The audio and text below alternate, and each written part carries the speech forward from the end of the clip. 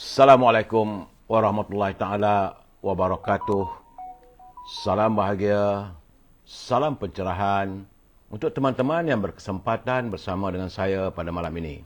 Apa khabar saudara Syahril Nasrin, saudara Zamari LC? Terima kasih selamat malam menemani saya. Begitu juga saudara Aziz Muhammad di Instagram, saudara Puan Rosita Yaakob, bakal jenazah West Mangan tu, West.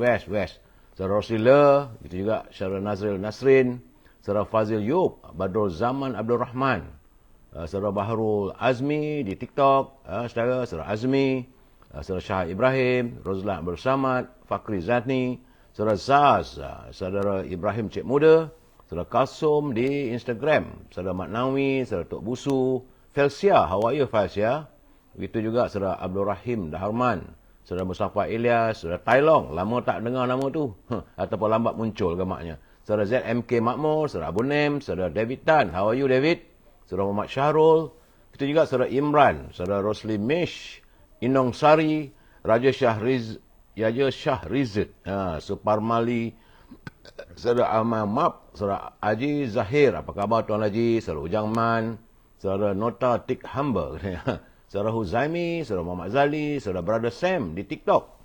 Itu juga saudara Abdul Manap, saudara Puan Nur Maria, Ramli Lei, Azmi Nordin. Salam dari Bagan Datuk. Saya saudara Azmi, saudara Rohani Nordin dari Eristana. Saudara Said, saudara Ali Arif Rozi, saudara Hamid. Itu juga dengan Muhammad Kamal Abu Samah, Ahmad Tarmizi, Brother Sam, how are you brother? Tiham, Maria Hosni, saudara Osman Abdullah, Mimah S Kitchen, Escape, saudara Syaliah Ahmad, Zainah Latif, saudara Raja Anwar, saudara Muhammad Yusuf Ishak. Terima kasih. Pak Chu apa khabar dari Langkap ya? Saudara Dian Shah daripada Kampung Baru, Kuala Lumpur, saudara Samit Goh, saudara Anwar Saleh, saudara Brother Sam, Will JSEZ. Dia TikTok ni nama, seronok namanya, macam-macam. Puan Asnah, Rimah Rehmat, Puan Syarifah Hapipah, saudara Syalia Ahmad. Waalaikumsalam. Semoga semuanya sejahtera. Salam bersama keluarga. Beliau daripada Syalia Ahmad, daripada Petajaya ya. Saudara Lobai Zamri, saudara Mia No, Abdul Ghani, Jamil Wahid, Ruby Din. Ruby memang saya mendoakan beliau dan pasangannya sentiasa bahagia. Puan Hamidah Kamat, saudara Nazil Hashim, apa khabar Pak Nazil? Saudara Abdullah Majid, daripada Selamat Berjuang katanya ya. Saudara Norma P, Siti Johari, Robert Chu, how are you Robert? Saudara Syabudin, saudara Rafi Awang Kecil. Apa khabar dek? Moga anda sihat di TikTok saya. Saudara Dr. D Azman, saudara Wahab Mansur, Aftex, Adli Yusuf dan teman-teman yang tak sempat saya santuni, saya mohon maaf saudara. Kerana kalau disebut satu persatu penama ni macam saya kata selalulah. Sampai pukul 3 pagi pun tak usai. Terima kasih saudara hadir, menyantuni saya. Cuma yang saya harapkan, jangan lupa like, share, subscribe. Sama ada di Facebook, di TikTok ataupun di Instagram saudara. Ini penting, lebih-lebih lagi subscribe. Kerana kalau lepas 30 hari, dia hilang. Jadi notifikasi itu tidak ada. Baik saudara, saya seharusnya memberi pencerahan apa yang berlaku pada negara kita. Hari ini saudara, hari Jumaat, hari yang cukup mulia. Tadi saya berkesempatan menunaikan solat Jumaat di bangunan Rumah UMNO PWTC saudara. Dan hari ini tanggalnya 30 Disember, tinggal sehari lagi. Besok kemudian kita akan masuk tahun baru, tahun 2023 yang tentulah lebih mencabar lagi. Saya hari ini merupakan hari yang ke-1018. Artinya dah 1018 hari COVID-19 melanda negara kita. Laporan sahabat kita, saudara Jamil Idris, daripada 480 kemarin, semalam ada peningkatan. Naik baliklah nampak gayanya. Daripada mula-mula 423 kemarin dulu, kemudian 480 dan semalam jangkitannya adalah 679.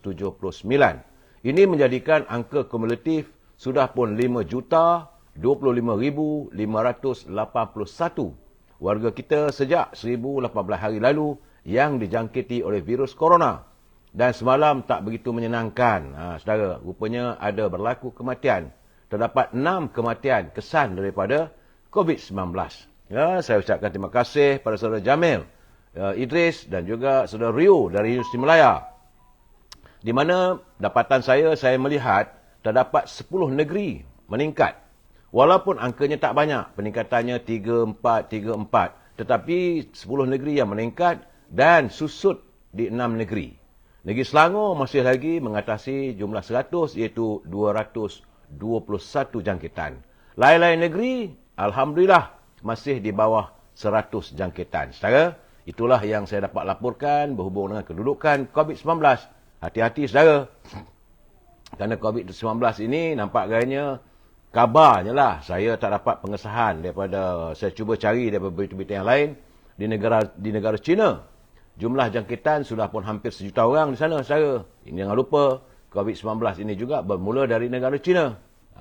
Sekarang ni sudah pun, saya tengok bila ada peningkatan itu, seriau juga, saudara. Baik, saudara, kita masuk segmen e-commerce. Mohon keizinan teman-teman, saudara Lim Bonciang, saudara, untuk ambil masa dalam 2-3 minit untuk saya memberi pencerahan tentang perniagaan teman-teman kita, saudara, dalam segmen e-commerce. Ingat, saudara, berusahalah, berniagalah. Kalau anda mempunyai produk dan mahu saya wawarkan produk anda, sila hubungi Al-Azhar di talian 011-330-41241. Al-Azhar masih terus berniaga bakur aroma setangi al-bakurnya. Di mana rumah itu macam itu kemian. Bila kita bakar, semerbak rumah. Ingat, saudara, rumah yang mewangi itu adalah kegemaran para malaikat dan kebencian para syaitan. Al-Azhar turut memasarkan minyak wangi daripada tanah Arab. Kalau tanya dengan saya, tentulah saya suka pada Amir Al-Khud. Jenamanya Amir Al-Khud. Memang sedap menyegarkan badan kita, saudara, bila kita pakai wangi-wangian itu. Ia dibuat berasaskan daripada pati kayu gaharu, saudara. Andainya anda tidak dapat menghubungi Al-Azhar, jangan lupa Siti Farehah. Anda boleh berhubung dengan Siti Farehah 017-711-4300. Siti Farehah masih lagi memasarkan dendeng manis Siti Farehah, sedap dimakan. Dengan nasi boleh, dengan pulut boleh, dengan roti boleh. Boleh diganti lauk, tak payah lauk-lauk lain. Dengan dendeng manis Siti Farehah, menyelerakan. Bagi teman-teman yang tinggal di Lembah Kelang, yang ingin mendapatkan buah-buahan, boleh berhubung dengan saudara Syauki di talian 012-357-5703. Ini untuk Lembah Kelang saja, saudara. Dan buah-buahan tersebut boleh dihantar terus ke rumah anda, di mana harganya lebih murah daripada harga pasar dan grade-nya grade AAA. Sama anggur ke, cherry ke, ataupun kiwi dan pelbagai buah-buahan, saudara. Akhirnya, saudara, jangan lupa makanan kegemaran saya. Sedap dimakan, mampu dibeli, murah, tak mahal mana pun. Popiah Sira Lady Maria. Sedap, saudara. Pedas, rangup dan manis. Hubungi saudara Nizam di talian 019-435-1203. Terima kasih pada anda memberi kesempatan pada saya untuk mewawarkan produk teman-teman kita di segmen e-commerce. Usai e-commerce, kita masuk dalam segmen naluri kehidupan. Ini penting, saudara, untuk dijadikan panduan dalam perjalanan hidup kita yang singkat ini, saudara. Lusa besok, 31, lusa dah pun 1 bulan awal tahun. Saudara, kita harus mengenali nafsu. Ini penting, saudara. Kerana tanpa mengenali nafsu, kita mudah ditipu. Nafsu, saudara, adalah musuh yang sudah dianggap kekasih.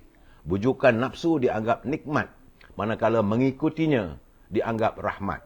Lihatlah apa yang kita tonton di kaca TV, bicarakan bersama masyarakat tentang kebimbangan keadaan masyarakat dan usaha yang dilakukan dalam menangani kehidupan. Kadang-kadang kita tanpa sedar, semua yang kita lihat ini ke arah memenuhi kehendak nafsu. Lantas, kita terus menjadi hamba kepada kehendak nafsu yang tidak pernah puas. Nafsu, saudara, merupakan musuh batin yang hanya ketara menerusi pandangan mata hati. Namun, nafsu sentiasa bertarung dengan akal untuk menguasai hati kita. Musuh ini lebih licik daripada musuh dalam selimut. Nafsu satu-satunya musuh yang boleh berada dalam diri dan hati kita sendiri saja, saudara. Kalau tanpa mikroskop, kita mungkin tidak dapat melihat virus atau bakteria yang menjadi punca kepada penyakit fizikal. Begitu jugalah hati, saudara. Tanpa suluhan ilmu yang berkaitan tentang hati, ilmu tasawuf atau tazkiyah an-nafs, kita tidak akan dapat melihat kejahatan nafsu. Sekaligus tidak dapat mengesan apa yang menjadi punca penyakit hati. Ironisnya, saudara, penyakit fizikal yang paling kronik akan berakhir dengan kematian. Tetapi, penyakit hati tidak akan berakhir sebegitu, saudara. Penyakit hati akan menyeksa pesakitnya di dunia dan akan menyebabkan penderitaan yang selama-lamanya di akhirat nanti. Nauzubillah, saudara. Maka, mengapa kita tidak serius terhadap ancaman virus hati ini yang bernama nafsu? Bukankah nafsu itu sedang mencengkam hati dan kehidupan kita? Marilah kita sentiasa mengingati saudara, pesan ataupun sabda junjungan baginda Rasulullah SAW yang sentiasa mengingatkan kita, mafhumnya menurut baginda Rasulullah, musuh yang sangat berbahaya ialah nafsu yang ada dalam diri kita. Nafsu yang ada dalam diri kita itulah merupakan musuh yang paling bahaya. Ingat itu, saudara, saya cuma sekadar mampu untuk memberi pesanan. Saya bukan ustaz. Bila teman-teman hantar kiriman ini, wajar saya bacakan untuk perkongsian kita bersama, saudara. Baik, kita santuni pula mutiara kata kiriman sahabat saya, Tan Sri Osu Sukam. Katanya, seseorang yang sudah merasakan dirinya baik, maka orang itu pasti sulit untuk memperbaiki kesilapan dalam hidupnya. Begitulah, saudara. Saudara Yogi Bear, rakyat di luar sedang susah minta komen pasal tuntutan KWSP. Ini memang sentiasa, saudara Yogi Bear, memang sentiasa saya utarakan agar pimpinan negara sentiasalah menyantuni kehendak dan permintaan rakyat. Saya dah bercakap semalam kemarin, dan saya haraplah kalau teman-teman yang berkhidmat di kumpulan wang simpanan pekerja, seandainya mana warga kita yang berbaki simpanannya lebih daripada RM50,000 itu, berilah mereka kesempatan untuk mengeluarkan wang mereka semata-mata untuk membolehkan mereka merasa sedikit lega dalam menghadapi tuntutan ekonomi yang masih belum ada tanda-tanda pemulihan yang ketara. Kita masih menunggu startnya, iaitu pada bulan Februari. Bajet negara hanya akan dibentangkan pada 23 Februari. Barulah kita tahu bagaimana keadaan, kedudukan dan sebagainya. Untuk itu, saya amat mengharapkan agar Yang Amat Berhormat Datuk Seri Anwar Ibrahim selaku Perdana Menteri dan juga sebagai Menteri Kewangan supaya menimbangkan agar pengeluaran wang simpanan pekerja ini dapat diluluskan. Berilah sedikit kelegaan pada rakyat yang mempunyai simpanan lebih daripada RM50,000. Yang kalau kurang daripada itu tak bagi keluar pun tak apalah. Tapi mereka yang punya simpanan lebih daripada RM50,000 dalam simpanan itu, izinkanlah mereka mengeluarkan sedikit pun, tak banyak, dalam sekitar 10% daripada kumpulan wang simpanan pekerja yang mereka miliki. Wang mereka sendiri. Berilah mereka kelegaan dalam menghidupi hidup yang semakin mencabar, yang saya risau, saudara, kerana hadirnya tahun 2023 ni segala-galanya masih belum menentu, saudara. Sebab itu mungkin agaknya Yang Amat Berhormat Perdana Menteri akan membentangkan bajetnya bulan Februari untuk melihat, mengkaji bagaimana kedudukan ekonomi negara serta ekonomi dunia, saudara. Saya cuma berpesan pada pimpinan negara, janganlah membelanjakan wang negara tanpa had. Kerana kalau kita berbelanja wang negara tanpa had, negara akan muflis. Saya, kita saling berpesan-pesan. Saya sebagai pihak Yogi Bear dan teman-teman yang lain amat mengharapkan, kerana di luar sana ramai lagi warga kita yang dalam keadaan tertekan dan susah kerana ada yang masih belum dapat pekerjaan. Ya, saudara. Hari ini adalah hari yang ke-26. Kita masuk hari yang ke-26 pembentukan kerajaan perpaduan yang dibentuk oleh Datuk Seri Anwar Ibrahim bersama dengan Datuk Yang Amat Berhormat Datuk Seri Zahid Hamidi dan juga Datuk Fadilah Yusof serta parti-parti yang lain dalam sebuah kerajaan bernama Kerajaan Perpaduan yang asasnya sebagaimana yang diwawarkan oleh Yang Amat Perdana Menteri, kehadiran Kerajaan Perpaduan Rakyat ini adalah untuk menangani derita rakyat. Tanganilah sepenuhnya. Tajuk bicara kita malam ini, cabaran 2023. Sebelum saya memberi pencerahan lagi, saya rasa elok kita baca pantun Pak Nazir. Terima kasih Pak Nazir. Saban hari mengantar kiriman pantunnya kepada kita dalam perkongsian. Sebab saya suka pantun Pak Nazir ni, saudara. Sentiasa ada nasihat dan teguran. Kata Pak Nazir, makan perata di warung Pak Dolah bersama Pak Andak, tempatnya redup. Mendekati serta mentaati Allah, insya-Allah mudah perjalanan hidup. Jadi saudara, itu pesan Pak Nazir supaya kita sentiasa mentaati serta mendekati diri kita dengan Allah SWT. Tambahnya, gula Melaka si gula tuak, manis rasanya diberi jiran. Orang suka berpuak-puak, tanda kolotnya akal fikiran. Orang yang suka berpuak-puak, menyusun strategi itu dan ini dalam politik, orang ini ternyata kolot akal fikirannya. Terima kasih Pak Nazir. Mudahan Pak Nazir teruslah berkarya, walaupun kita jauh di Perlis sana, tapi kiriman Pak Nazir sampai kepada saya saban hari, yang saya lihat elok untuk kita punya santuni bersama. Saudara, sebelum saya meneruskan pencerahan seperti biasa, saya mesti memberi peringatan. Ini pesan daripada peguam saya, dia kata, mesti diadakan setiap hari, orang nak marah pun marahlah. Mereka yang menyunting semula, memang saya tahu ada 5-6, hari ini 5-6 suntingan saya nampak, pencerahan saya ini disunting dan dimasukkan dalam channel YouTube, channel TikTok, channel Facebook dan pelbagai channel. Maka saya ingin menyatakan bahawa setiap suntingan yang anda lakukan dan tindakan anda memasukkan suntingan tersebut, itu merupakan tanggungjawab anda. Saya tidak akan bertanggungjawab sama sekali atas sebarang suntingan yang anda lakukan dan juga culipan yang anda masukkan dalam media sosial. Begitu juga segala tulisan yang anda hantar pada saya mohon gunakanlah bahasa-bahasa yang baik dan jangan melanggar ketetapan yang ditetapkan oleh Kementerian Komunikasi dan Digital. Saya juga tidak bertanggungjawab kerana saya tak mampu untuk memantau setiap tulisan anda. Ingat saudara, ini adalah pencerahan politik, matlamatnya tidak ada lebih dan tidak ada kurang, hanya sekadar untuk memberi informasi kepada setiap warga yang berkesempatan bersama dengan saya. Dan asasnya bila saya memberi sebarang komen, sebarang pandangan, kita mesti bersetuju untuk tidak bersetuju. We must agree to disagree. Kalau anda nak berdebat dan sebagainya, hantar kiriman, gunalah bahasa-bahasa yang harmonis. Kerana kita adalah warga cinta damai. Ingat tu saudara, jangan gunakan bahasa-bahasa yang celupar, bahasa-bahasa yang dianggap biadab, yang akhirnya orang membenci kita. Ingat saudara, santunilah setiap persoalan, setiap masalah secara harmonis. Kerana kita warga cinta damai. Baik saudara, saya dapat kiriman tentang apa yang berlaku di Kelantan.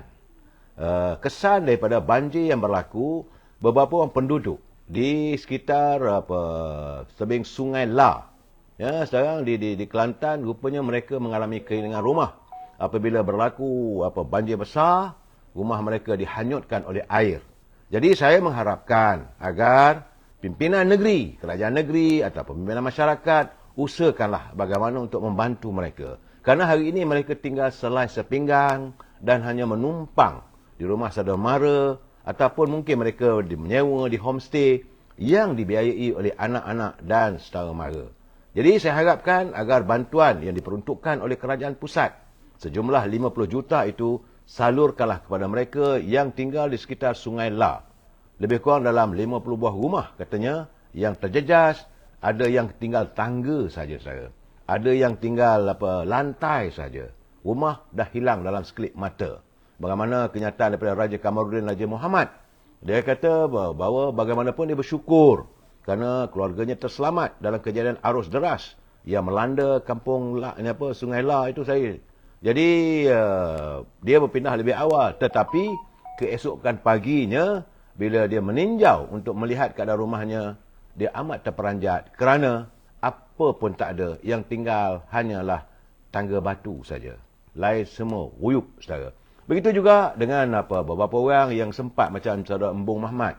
Embung Mahmat pula dia kata rumahnya dan beberapa rumah jirannya rosak teruk.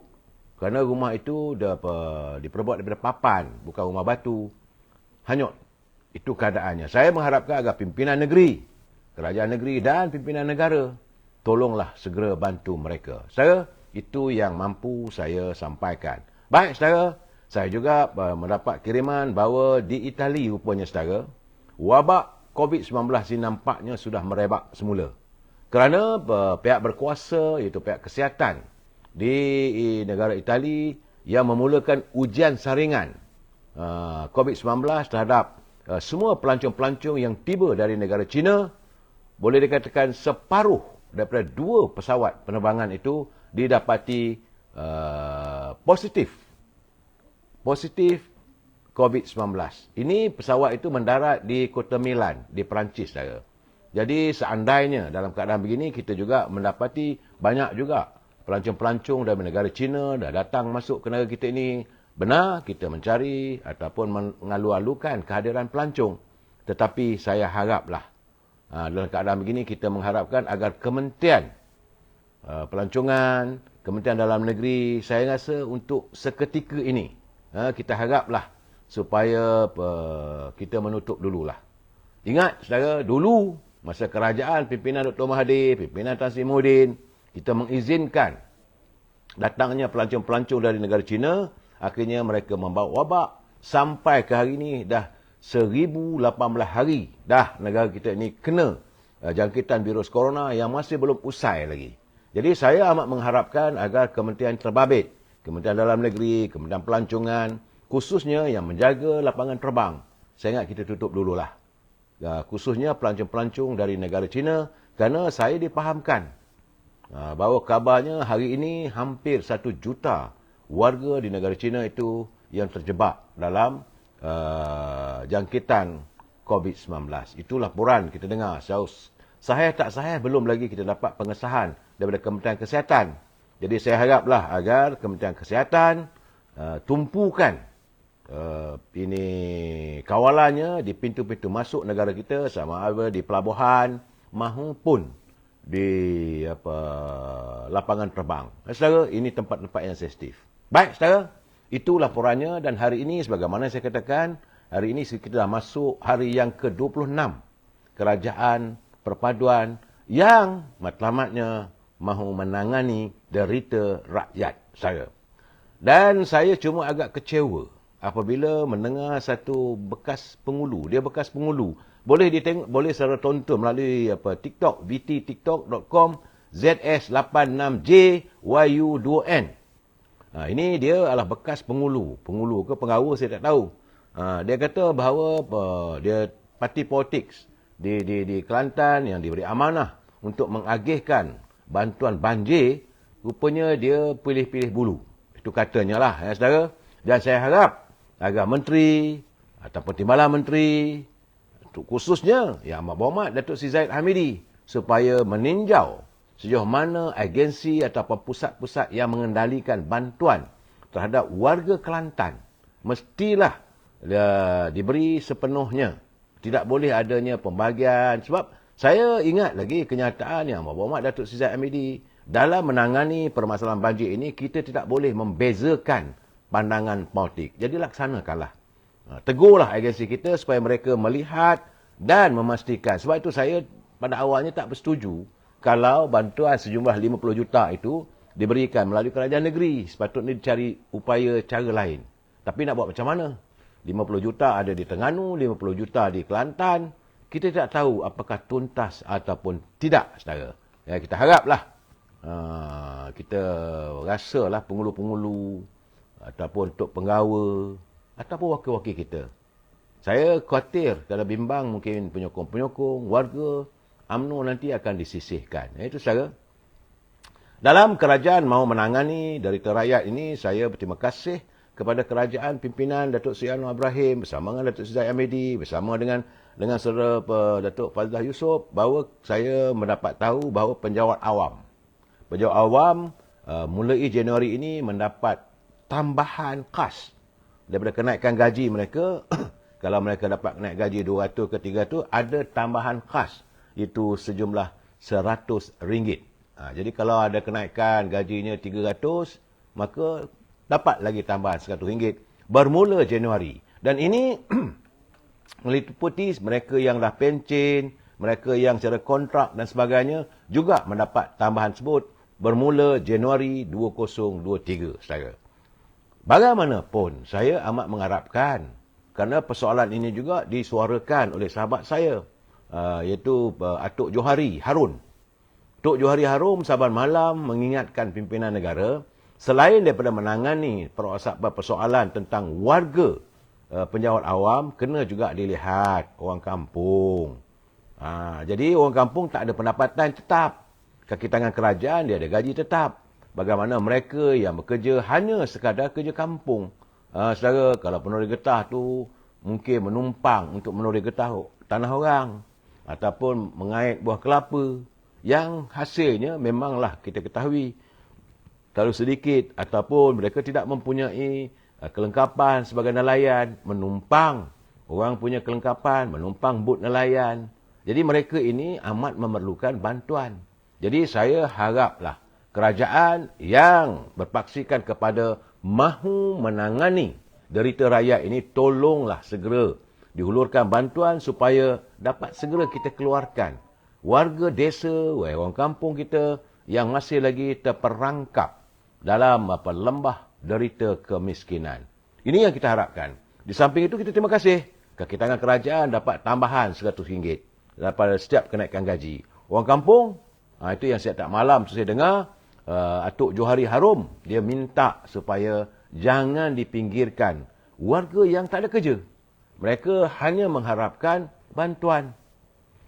Tanah tak ada, pekerjaan tetap tak ada. Kalau dia tu sebagai pengait kelapa, dia kait kelapa ajalah. Berapa sen sangat pendapatannya.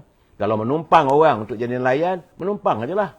Kalau ambil upah menebas tanah orang, itu sajalah pendapatan mereka. Selain mengharapkan bantuan daripada anak-anak.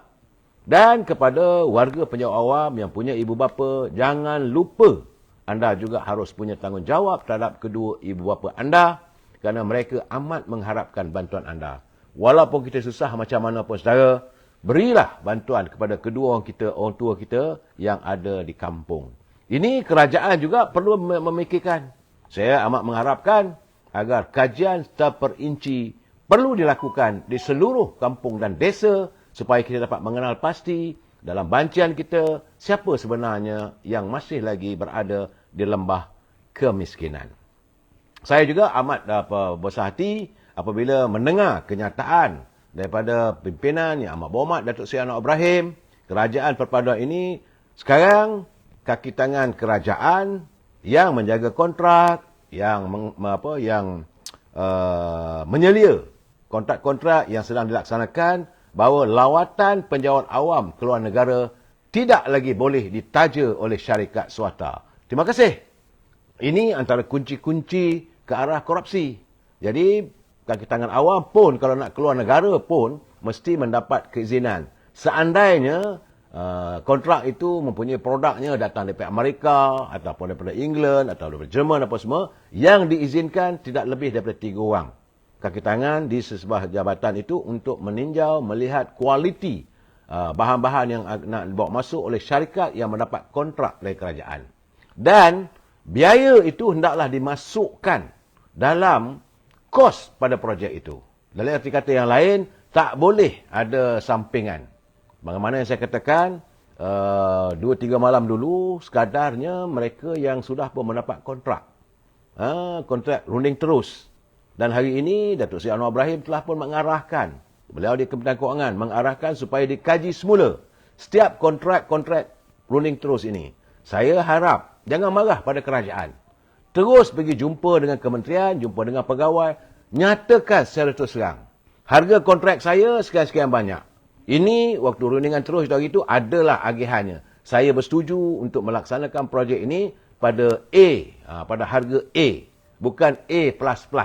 Yang plus-plus ini kita potong, jadi supaya anda dapat melaksanakan kerja dan tidak adanya elemen korupsi. Kita tak lupa saya, banyak dulu kontrak-kontrak. Kita kena terima hakikat. Ini memang berlaku. Bagaimana sesuatu kontrak itu dirunding terus, ada surplusnya. Ada harga yang bukan harga sebenar. Jadi saya haraplah teman-teman saya yang berniaga, ahli perniagaan, ahli korporat, seandainya syarikat anda mendapat kontrak tetapi telah pun ditangguhkan perlaksanaannya, surrender betul serang.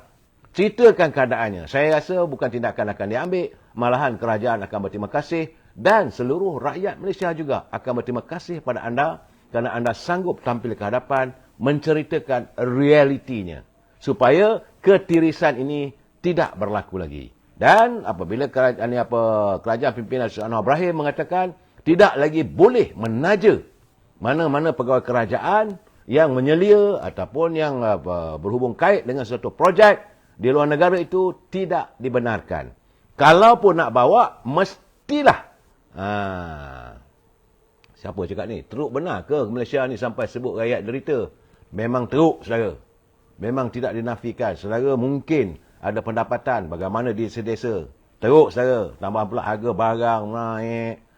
Jadi, janganlah kita, bukan kita nak mencaci, tapi menjelaskan keadaan realitinya. Dan saya agak khawatir, agak bimbang. Hadirnya tahun 2023 ni, kita tak tahu bagaimana kedudukan ekonomi dunia. Saudara Baharudin, dia kata jangan habiskan duit simpanan EPF dan wang selepas bersara, simpanan hari tua dan sakit. Saya tidak mengatakan habis semua. Cuma saya katakan yang punya 50,000 ke atas. Kalau 50,000 simpanannya, dikeluarkan 5,000 saja. Bukan habis, saudara. Masih lagi ada simpanan. Kalau dia ada simpanan 100,000, dia dapatlah keluarkan 10,000. 10% saja, bukan dihabiskan. Saudara Baharudin, bagi itu pandangan saya. Ini juga yang pernah disuarakan oleh Datuk Seri Najib satu ketika dahulu. Tak susah mana pun, tak banyak mana pun, saudara. Sekadar 10%, okey. Nak menghadapi hari tua, bukan sekarang hari tua. Dalam keadaan sekarang kita susah ni. Jangan nanti dalam keadaan susah ni, tak sempat menghadapi hari tua. Dan tak ada makanan dan sebagainya. Kita tak tahu apa nak berlaku dalam masa-masa yang mendatang, saudara. Itu keadaannya. Baik, saudara. Itu tentang ekonomi, tentang beban rakyat. Cuma saya lihat bahawa sekarang ni isu skandal Menara Kuala Lumpur masih lagi jadi bualan panas di media sosial. Macam mana saya katakan kemarin, saya hairan kenapa tak pasal-pasal Tan Sri Anwar Musa dia campur tangan menjelaskan. Buat apa nak dijelaskan? Saya juga mendapat tahu bahawa 3 orang kaki tangan di syarikat di Kementerian Komunikasi telah pun dipanggil oleh pegawai ataupun penyiasat Suruhanjaya Pencegah Rasuah untuk melihat, untuk mengkaji sejauh mana persoalan. Kerana yang menjadi persoalannya, banyak rakyat nak tahu bagaimana tender yang menguntungkan itu boleh diberikan pada syarikat yang bermasalah. Itu isunya, saudara. Kedua, bagaimana pula kepentingan Telekom dalam Menara Kuala Lumpur itu boleh dijual katanya dengan harga yang jauh di bawah pasaran. Kerana Menara Telekom memang ada keuntungan. Tahun 2019, 2020, ada keberuntungan. Dan apakah ada kepentingan pihak-pihak tertentu dalam lembaga pengarah syarikat yang saya sebut yang mendapat kemudahan memperolehi tawaran mengendalikan Menara Kuala Lumpur. Apakah dia mendapat layanan VIP?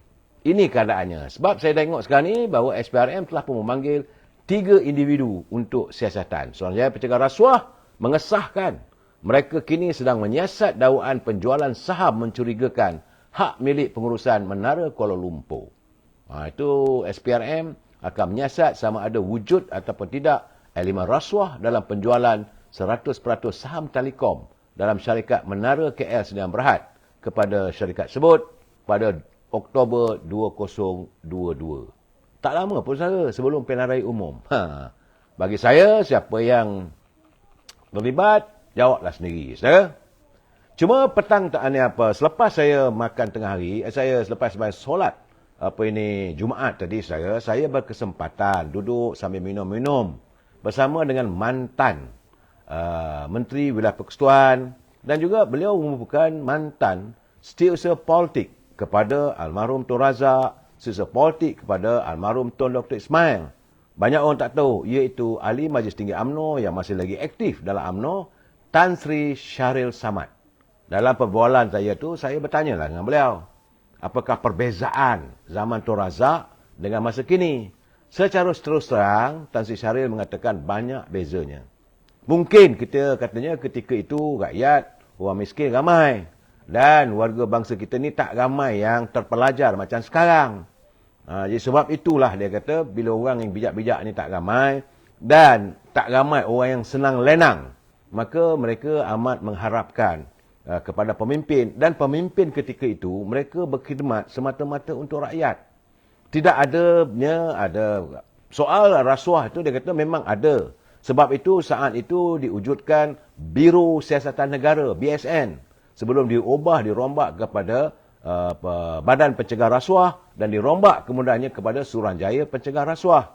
Jadi BSN dulu, kalaulah ada mana-mana pegawai BSN yang pergi ke pejabat-pejabat kerajaan atau pada syarikat-syarikat besar, orang yang terlibat dalam adanya elemen rasuah ni demam saya.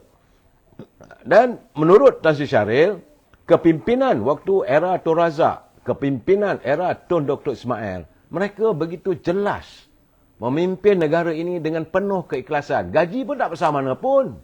Bukan macam sekarang, puluhan ribu. Tetapi mereka menyantuni untuk rakyat. Mereka membangunkan negara. Memang tak boleh dinafikan, saudara. Bagaimana kita lihat, jutaan hektar tanah di seluruh negara ini dibangunkan, dibongkar hutan belukar oleh Tan Sri Taib Andak untuk merealisasikan projek Felda. Akhirnya hari ini warga Felda ramai yang menjadi pemilik pada tanah walaupun seluas 10 hektar, tapi ada hasilnya. Ini adalah perjuangan dan inilah yang meletakkan UMNO itu disayangi. Cuma akhir-akhir ini, menurut kata Tan Sri Syahril, mungkin ramai dah senang lenang, dia lupa jasa UMNO. Sebab itu pada teman-teman, khususnya warga Felda, saya ingin berseru pada anda, janganlah kita lupakan pada parti politik Melayu yang memayungi warga kita, itu UMNO, yang memberikan anda kesempatan untuk menikmati, berkongsi kemakmuran negara. Soal pemimpin, soal lain. Kalau anda tak setuju dengan pemimpin itu, suarakan. Tak ada masalah. Sebab kita negara demokrasi. Dan kita juga hari ini, kata Tan Sri Syahril, anak-anak dah bijak pandai ramai. Jadi bila mereka bijak pandai ini, tentulah perikiran mereka adalah perikiran yang kritis. Sebab kami berbual macam mana hala tuju pemikiran warga bangsa kita, khususnya warga UMNO. Kita menjadi persoalan, kenapa kita boleh kalah. Zaman dulu, zaman Tun Razak, tak ada masalah. Tetapi secara berterus terang, saya mendengar kenyataan itu saya ada kebenarannya. Tadi dalam perjalanan pulang, saya terfikir. Memang benarlah. Dia kata yang merosakkan dari segi aura politik warga bangsa kita ini. Dia kata tak lain tak bukan Dr. Mahathir. Memang dulu pun saya dah bercakap. Jadi ini mengesahkan pemikiran saya bahawa kehadiran Dr. Mahathir dalam di anjung kuasa di Seri Perdana itu bukannya untuk memajukan warga bangsa, tapi banyak kepada untuk melingkupkan. Apabila beliau merubah dasar kepimpinan negara, dasar ekonomi baru kepada dasar pengswastaan. Inilah kuncinya yang saya rasakan. Sebab kata Tan Sri Syahril, dia kata banyak syarikat-syarikat milik negara akhirnya dimiliki oleh kaum kroni. Jadi bukan untuk rakyat semua. Banyak syarikat-syarikat yang dulu ada kaitan dengan UMNO, dengan kerajaan, menjadi dalam projek penswastaan. Hanya orang-orang tertentu saya dapat nikmatnya.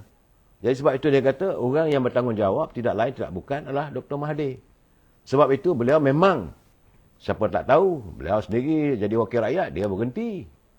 Dia letak jawatan, dia adakan pilihan raya. Kerana waktu itu beliau menjadi ahli parlimen mewakili Parti Barisan Nasional. Tak bersetuju, dia berhenti. Dia bertanding atas tiket bebas. Alhamdulillah, dia menang. Saya waktu itu menyokong kepimpinan kerajaan waktu itu Barisan Nasional. Saya cakap, Tan Sri dulu memang, iyalah, dia kata, dia tak salahkan, dia kata, sebab memanglah you dalam pemuda, mesti mempertahankan parti dan sebagainya. Kemudian saya bertanya dengan beliau, sebenarnya saya kata, siapa yang bertanggungjawab membawa Dr. Mahathir masuk kembali dalam UMNO ini selepas beliau disingkirkan oleh almarhum Tengku Abdul Rahman. Dia kata orang bertanggungjawab lah Tun Razak. Kerana Tun Razak merasakan bahawa mungkin benda inilah boleh keinsafan padanya. Jadi Tun Razak bersama dengan almarhum Datuk Harun Idris mahu beliau masuk. Tetapi sampai ke akhir hayatnya, almarhum Tun Dr. Ismail, ini bicara mulut daripada Tan Sri Syarif Samad. Dia kata Tun Dr. Ismail, beliau sebagai sisi politiknya, tidak bersetuju Dr. Mahathir kembali pada UMNO. Sampai sudah. Memang pun Tengku Abdul Rahman pun sampai ke akhir hayat beliau, juga beliau tidak bersetuju dengan hala cara kepimpinan Dr. Mahathir. Itu keadaannya, saudara, supaya bila kita melihat, kenapa saya nyatakan gini, sebab hari ini keluar lagi kenyataannya. Dalam berita harian, dalam beberapa media, Dr. Mahathir meragui bahawa dia kata Anwar Ibrahim itu bukanlah orangnya yang boleh memimpin negara ini. Bukanlah boleh memimpin negara secara dengan jayanya. Yang saya katakan 4-5 malam dulu, saya kata takkan dia seorang saja boleh memimpin. Tapi bila saya berbual dengan Tan Sri Syarif Samad, terjawablah persoalan ini. Memang itulah karakter Dr. Mahathir. Dan bila saya bertanya dengan Tan Sri Syarif Samad tadi, dia kata apa bezanya dalam UMNO dulu dengan hari ini? Menurut Tan Sri Syarif Samad, dulu pemimpin UMNO di peringkat bahagian, di peringkat cawangan, ikhlas. Tapi pimpinan hari ini banyak meletakkan kepentingan diri. Ini yang akhirnya membuatkan warga bangsa, warga UMNO berkecil hati. Dan akhirnya mereka menyisihkan diri. Bila saya bertanya pada Tan Sri Syarif lagi, saya kata bagaimana dengan kita sepatutnya melahirkan lebih ramai pemimpin masa depan. Dia kata ini tidak berlaku zaman Dr. Mahathir dan menjadi ikutan. Lepas zaman Pak Lah apa semua tu menjadi ikutan. Akhirnya mana calon-calon anak-anak muda yang punya kelayakan, yang punya kemampuan untuk diketengahkan untuk menjadi calon pemimpin, diketepikan. Sebab itu ada kelompongan. Hari ini pun macam saya bertanya, semalam saya tanya, kemarin saya bertanya, kalau tiada Datuk Zahid Hamidi, siapa nak pimpin? Yang punya jati diri, yang sanggup berani menyanggah apa saja demi dalam lestari perjuangan Parti UMNO ini. Tak ada. Jadi inilah kerosakan-kerosakan menurut Tan Sri Syarif Samad, dia kata yang dilakukan oleh Dr. Mahathir. Ini bukan hanya berlaku dalam Parti UMNO. Ini juga berlaku dalam Parti Keadilan. Andainya Datuk Seri Ahmad Berhormat, Datuk Seri Anwar Ibrahim tak ada, siapa calon pemimpinnya? Artinya, kita tidak ada persiapan untuk melahirkan pemimpin muda yang boleh diketengahkan. Macam contohnya macam di Singapura. Mereka sudah mengenal pasti calon-calon pemimpin masa depan mereka. Calon-calon ini dihantar ke pusat-pusat pengajian tinggi dan dididik dengan kesedaran. Pertama sekali, meletakkan kepentingan negara itu mengatasi segala-galanya. Kita sepatutnya kena ada, dulu Biro Tata Negara, tapi sekarang saya tak tahulah apa dah jadi dengan Biro Tata Negara. Akhirnya kita mengalami kelompangan. Ini kerunsingan yang dizahirkan oleh yang bahagia Tan Sri Syarif Samad. Beliau sebagai mantan menteri. Beliau juga adalah antara menteri yang mentadbir Kementerian Wilayah Persekutuan dengan baik. Kalau Datuk Harun terkenal dengan Menteri Besar untuk Negeri Selangor yang menganugerahkan hartanah pada warga bangsa kita dalam melaksanakan lestari kepimpinan almarhum Tun Razak supaya warga bangsa kita ini sentiasa berdiri sama tinggi dan duduk sama rendah dengan bangsa-bangsa yang lain. Dan ini juga dilakukan oleh Tan Sri Syarif. Cuma dia kata sekarang ni berbezalah. Zaman dia dulu banyak rumah tinggal. Sekarang ni mereka dah duduk rumah kondominium. Duduk rumah pangsa puri. Jadi mungkin mereka terlupa bahawa parti mana sebenar-benarnya yang memberi peluang untuk mereka menjadi warga kota yang tinggal dalam keadaan yang sedikit selesa. Bukan selesa sangat, saudara.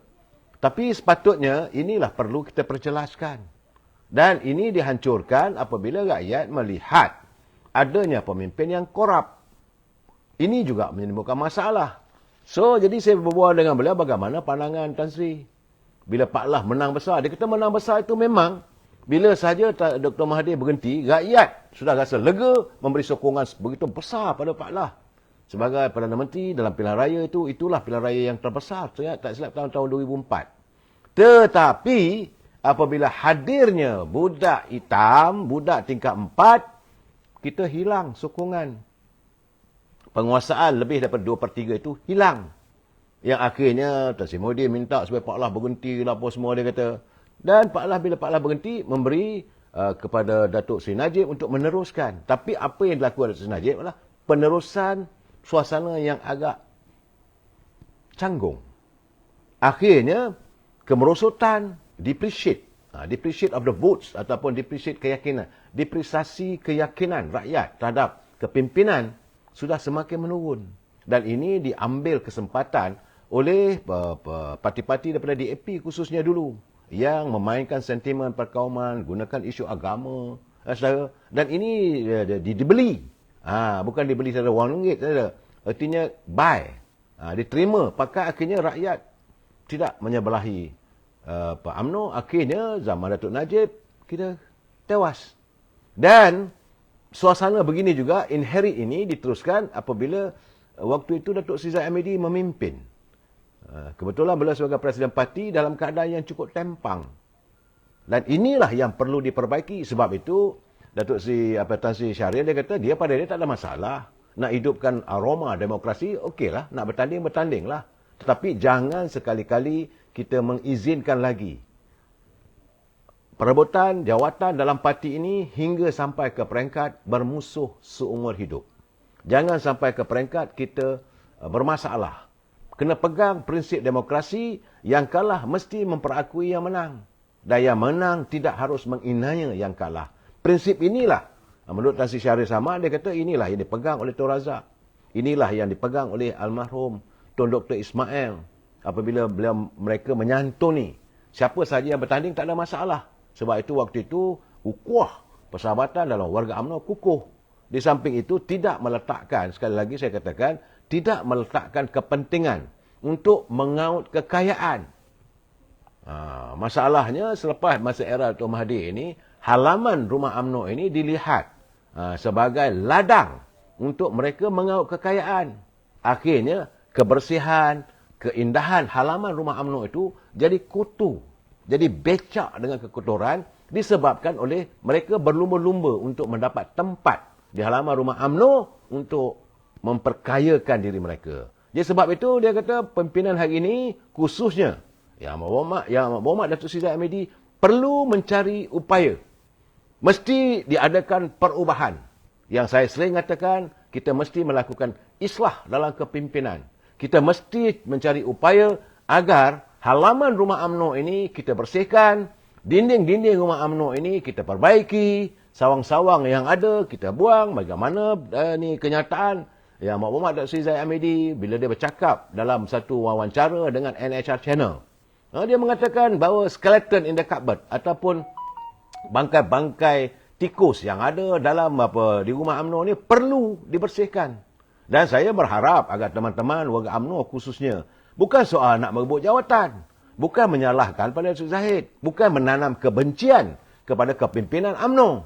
Seharusnya disokong, diberi pandangan dan juga diberi dukungan agar bahtera UMNO ini dapat berlayar dengan segar. Sebab sekarang ini suka tak suka kita kena terima. Saudara Haris Sani, jika tengok dari atas tak sama tengok dari bawah. Saudara dia kata dia tengok dari atas dengan tengok dari bawah tak sama. Betul, saya bersetuju dengan anda. Kita selalu saya nyatakan pada anda, kita tidak boleh melihat dengan pandangan taxi views. Kita harus melihat pandangan itu dengan helicopter views. Contohnya kalau yang dikatakan taxi views tu, kalau saya nak pergi ke Kuala Lumpur, lalu jalan Bangsa, lalu taxi views, pandangan daripada Bangsa, jam sikit depan pejabat kereta api Tanah Melayu, lalu dekat jalan depan Dataran Merdeka, itu taxi view. Pandangan dari kacamata taksi ataupun kenderaan. Kalau kita helicopter views dari atas, kita tahu nampak di mana kawasan itu ada macet ataupun jam, trafik. Jadi helicopter views. Dan seharusnya pemimpin harus melihat secara jelas, nyata dan dengan penuh keinsafan. Bukan untuk mencari kesempatan. Benar, di rumah UMNO ini ada tempat-tempatnya yang mereka boleh membuat mengaut keuntungan. Sebab itu mereka sanggup bertanding, jadi ketua bahagian. Inilah hadirnya Walot. Budaya Walot ini menurut Tan Sri Syahrir Samad dengan saya tengah hari tadi, dia kata mesti dihentikan. In total. Memanglah nak dibersihkan 100% tak boleh. Tetapi mesti ada usaha untuk melakukan perubahan dalam islah dalam kepimpinan. Soal nak bertandinglah dia kata. Saudara ayah dia, apa hal pula nak kena Zahid nak kena buang dari UMNO untuk apa? Untuk apa saudara menyatakan bahawa Wak Zahid ni kena buang dari rumah UMNO? Kenapa? Mesti ada sebab. Saya dah cakap, kalau tak ada beliau, siapa nak pimpin? Apakah anda datang daripada Parti Perikatan Nasional? Memberi satu provokasi. Kenapa? Mesti bagi jelas. Kalau kita tak jelas, tak boleh membuat satu andaian atau satu tuduhan. Dia ni kena berhenti. Tak boleh, saudara. Saya nyatakan macam contoh. Macam contoh saya kata, kita melihat kenyataan Tan Sri Muhyiddin, Tan Sri Syahril. Bagaimana ini Dr. Mahathir. Tuan Dr. Ismail sampai sudah tak percaya pada beliau.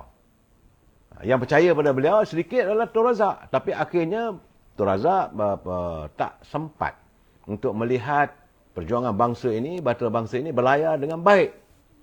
Itu keadaannya, saudara. Dan memang pun, saudara lihat sendiri, bila Mahathir dakwa, dia kata, Anwar tidak mampu untuk urus negara. Jadi soalnya, yang boleh mengurus negara dia seorang sajalah. Orang lain tak boleh lah. Jadi adakah anda juga bersikap seperti itu? Ada saat anda bersikap bahawa Wak Zahid ni mesti diberhentikan. Kenapa begitu? Ini pandangan saya lah, saudara. Saya tak mau cakap lebih. Dan saya melihat hari ini dalam musim-musim UMNO sedang menghadapi musim Perhimpunan Agungnya.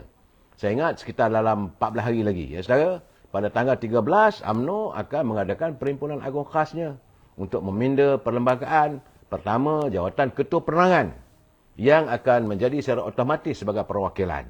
Jadi ada tambahan sejumlah 191 perwakilan. Saya rasa ada rasionalnya sebab Ketua Penerangan ini adalah orang yang bertanggungjawab memberi penerangan di peringkat akar umbi. Jadi apabila secara otomatis tak perlulah dia nak bertanding. Kadang-kadang Ketua Penerangan ni bertanding kalah. Orang lain pula yang banyak wang, orang disayangi oleh ketua bahagian, ada tim untuk G7.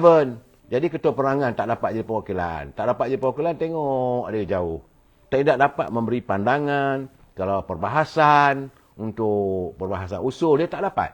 Jadi sebab itu dipinda dalam perlembagaan ini supaya Ketua Penerangan secara otomatis boleh menjadi perwakilan.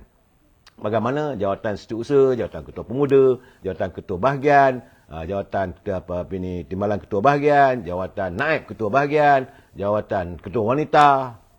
Jawatan ini otomatis. Dan apabila pindahan perlembagaan yang akan dibawa, tak silap saya, Datuk Sri Khalid Nordin, yang akan membawa usul pindahan perlembagaan ini pada 13 bulan nanti. Matlamatnya tidak lain tak bukan adalah untuk melebarkan lagi gerak kerja UMNO dalam menghadapi masa-masa yang mendatang. Di samping itu, untuk memperkukuhkan di bawah Akta Anti-Lompat Parti. Jadi mana-mana mereka yang bertanding, mengukuhkan, bertanding atas tiket. Bukan daripada Parti Pembangkang, mereka secara otomatis tersingkir daripada UMNO. Jadi tak perlulah Presiden nak buat pengumuman. Siapa saja macam Syedan Kasim. Dia didapati bertanding saja atas tiket PAS ke, apa saja, bebas ke, maka dia bukan lagi sebahagian daripada warga UMNO secara otomatis. Tak perlu nak buat pengumuman melalui mesyuarat Majlis Tinggi. Secara otomatis. Begitu juga Saudara Ismail Muttalib di UMNO bahagian Maran.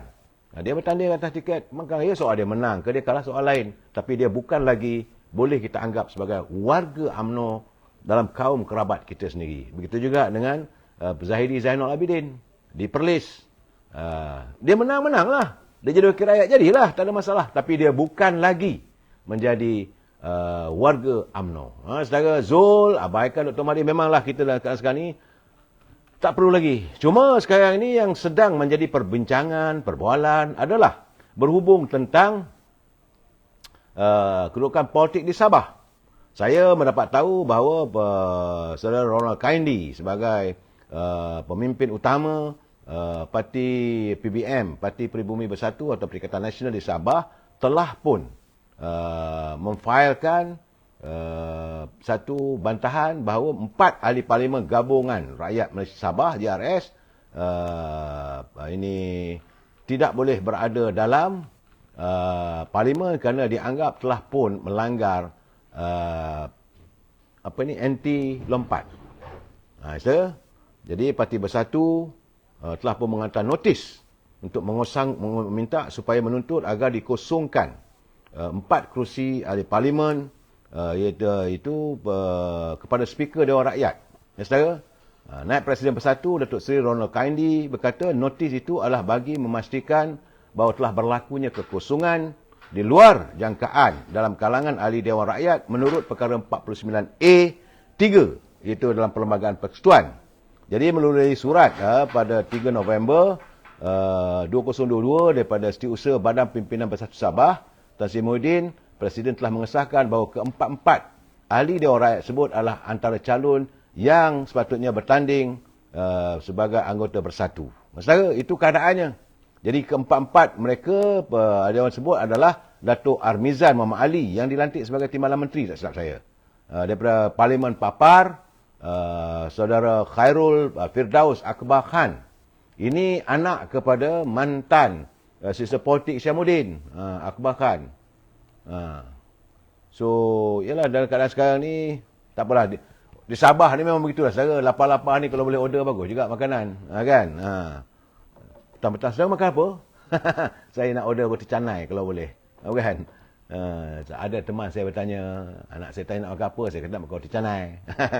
Baik, balik pada tentang keempat-empat ahli Dewan Rakyat sebut adalah Datuk Armizan Muhammad Ali, itu Parlimen Papa, Saudara Khairul Firdaus Akbar Khan, ahli Parlimen Batu Sapi, Datuk Jonathan Yassin, iaitu ahli Parlimen Ranau, dan Datuk Mat Bali Musah, iaitu ahli Parlimen Sipitang.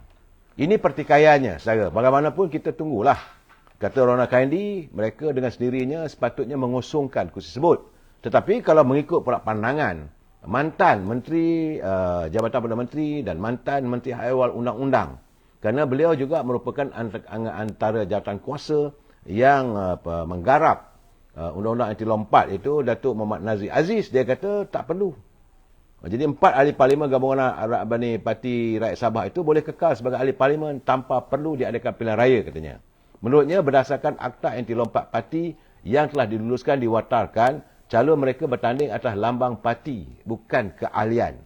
Jadi dalam kes di Sabah, 4 ahli parlimen itu bertanding menggunakan lambang GRS. Mereka bukan bertanding di bawah Parti Peribumi Bersatu. Jadi menurut saudara Datuk Nazir Aziz, dia kata saya berada dalam jawatan kuasa pilihan untuk menggubal undang-undang tersebut. Jadi artinya, ahli ini memang dulu dia ahli bersatu, tapi dia bertanding waktu pilihan raya dulu, dia empat-empat ahli ini mereka bertanding di bawah lambang GRS, bukan lambang Parti Bersatu. Itu persoalannya. Ya, bagaimanapun kita tunggulah apa kata yang berhormat Speaker Dewan Rakyat Datuk Johari, saudara. Dan saudara, saya melihat dalam keadaan sekarang ini, sebagaimana yang kita dengar dalam bicara Datuk Seri Zahid dengan NRS Channel. Saya masih mengimbau lagi. Sebab tu saya katakan, Datuk Seri Zahid ni berapa ekar dadanya meluasnya. Asyik duduk belakang dada saja. Tadi pun saya berbual dengan teman-teman pun, saya kata saya tak tahulah Presiden kita ni. Memanglah dia satu orang yang sentiasa memaafkan. Sebab itu, beliau mengatakan bahawa Datuk Seri Zahid Hamidi ni, dia bersedia memberi peluang kepada kumpulan yang menjadi pengkhianat dalam parti sekiranya mereka melakukan taubat nasuhah. Bagaimanapun, Timbalan Perdana Menteri menegaskan beliau mempunyai strategi tersendiri sekiranya mereka mengulangi pengkhianatan terhadap parti. Sebab kata Datuk Seri Zahid, dia kata dia tidaklah sezalim apa yang orang fikirkan. Dia tidak macam kita. Kalau saya, bukan saja saya pecat, pelempang kita bagi saya. Ini tidak. Dia menasihati dan memberi kesempatan pengampunan kepada mereka ini, asalkan mereka bertaubat nasuhah untuk cepat-cepat kembali berada dalam barisan UMNO dalam usaha untuk memperbaiki. Tapi soal nak berada dalam kepimpinan di tingkat 38, wallahu a'lam bissawab. Ya, sebagai ahli parlimen bagian Datuk Seri Zahid juga memaafkan segelintir pemimpin-pemimpin parti komponen BN yang mendesaknya meletak jawatan. Inilah satu hal lagi. Jangan lupa, bila UMNO Barisan Nasional kalah, dapat 30 kursi, MIC minta letak jawatan, MCA minta letak jawatan, kita dengar pun menyerap juga, saudara. Tapi dia kata tak apalah, beliau sentiasa memaafkan mereka untuk meneruskan aroma perjuangan ni. Itulah berbezanya seorang pemimpin seperti Zaid Ahmadi. Orang nak suruh letak jawatan, kenapa? Sebab saya tanya, kenapa? Adakah anda mempunyai hati semula itu? Saya tidak boleh nak bercakap lebih daripada itu, tapi saya merasakan dalam keadaan sekarang ni sewajarnya beliau diberi keyakinan, kepercayaan dan disokong supaya melayarkan bahtera bangsa kita ini untuk meneruskan perjuangan bangsa kita. Kita jumpa lagi malam esok. Wabillahi taufiq wal hidayah. Assalamualaikum warahmatullahi taala wabarakatuh. Selamat malam dan selamat berhujung minggu.